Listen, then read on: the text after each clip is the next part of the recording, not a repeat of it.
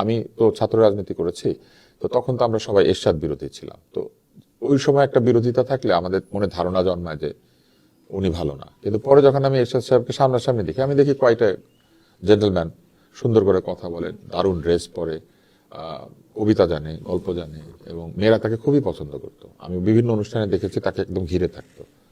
তো একবার আমি ওনার ইন্টারভিউ নিলাম। ইন্টারভিউ নেওয়ার পর উনি বললেন যে তোমার ভয়েস খুবই সুন্দর। উনি সবাইকে তুমি বলতেন, এবং ওনাকে প্রেসিডেন্ট বললে উনি খুশি হতেন। আমি অবশ্য ওনাকে প্রেসিডেন্ট বলি নাই, কিন্তু ওনাকে স্যার বললেও খুশি হতেন। আমি ওনাকে স্যারও বলি নাই। উনি সেটা খেয়াল করেছেন কিনা জানি না, আমি কিছুই বলি না। আমি এরশাদ সাহেব বলেছি, মিস্টার এরশাদ বলেছি, তো জেনারেল এরশাদ বলেছি, কিন্তু আমি তাকে স্যারও বলি নাই, প্রেসিডেন্টও বলি নাই। কারণ আমরা তাকে অবৈধ প্রেসিডেন্ট মনে করতাম, এখনো করি। উনি যখন প্রেসিডেন্ট ছিলেন জোর করে ক্ষমতায় এসেছিলেন। কিন্তু মজার ব্যাপার হচ্ছে যে উনি সাক্ষাৎকার শেষ, তো উনি আমাকে ইন্টারভিউ পরে বলছেন তোমার ভয়েস খুবই সুন্দর। তো আমি বললাম, হাসতে হাসতে বললাম যে এটা লিখে দেন। আপনি প্রশংসা করলেন। তো উনি একটা কাগজ নিলেন, কাগজ নিয়ে উনি লিখলেন উপস্থাপকের কণ্ঠস্বর খুবই সুন্দর, লিখে সাইন করেছেন। তো সাইন করার পর আমি বলছি যে থ্যাংক ইউ।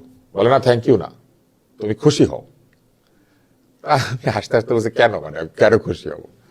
তখন উনি আমাকে বলে আমি সাধারণত ছেলেদের প্রশংসা করি না। এটা তো ভালোই ছিল, খুবই ইন্টারেস্টিং। তো আমি হাসলাম। আমি বললাম কেন করেন না? বলে না, ছেলেদের প্রশংসা করলে ছেলেরা স্বাভাবিকভাবে নেয় না। আচ্ছা। তো উনি কি বোঝাতে চেয়েছেন আপনি নিশ্চয়ই বুঝতে পেরেছেন। তো উনি বোঝাতে চেয়েছেন যে ছেলেদের রূপ বা গুণের প্রশংসা উনি সাধারণত করেন না। করলে ওনাকে যদি কেউ এরকম কিছু মনে করে যে উনি স্ট্রেইট না, তো এটা উনি একটা রসিকতা করেছেন। তো আমার কাছে এটা বেশ মজা লেগেছে। ওই কালে এই বেশি কালে না, এই ধরেন 10 বছর 12 বছর আগের আচ্ছা, কথা। আমি বলছি উনি তখন অনেক প্রেসিডেন্সি আগে, হারিয়ে আচ্ছা, ফেলেছেন। 90 তে, হ্যাঁ। উনি প্রেসিডেন্সি হারিয়ে ফেলেছেন। তো ওইরকম সময়ের একটা, এই গল্পটা আমার মজা লাগে কারণ উনি লিখে দিয়েছিলেন।